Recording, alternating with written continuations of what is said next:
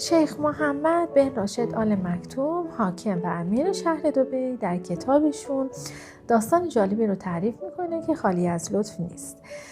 ایشون تعریف میکنه زمانی که 7 ساله بوده توسط پدر به دست مردی به نام حمید داده میشه برای آموزش شکار.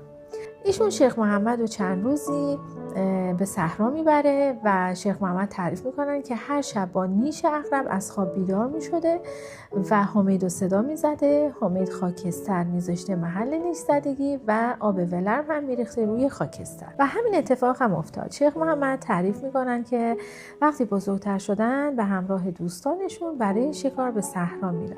اونجا عقرب خیلی بزرگی بوده که شیخ محمد رو نیش میزنه و شیخ محمد دقیقا همون کار حمید رو انجام میدن و خاکستر میذاره محل نیش زدگی و آب ولرم هم میریزه روش. ایشون تعریف میکنه عقرب به اون بزرگی که خیلی کشنده بود هیچ آسیبی به ایشون نرسون.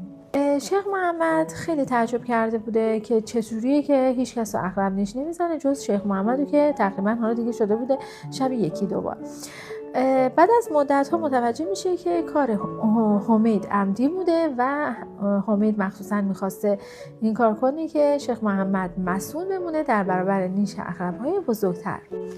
و اینجاست که شیخ محمد میگه هر آنچه شما را اذیت میکند شر نیست، گاهی اوقات خیری در آن نهفته است که از شما محافظت میکند.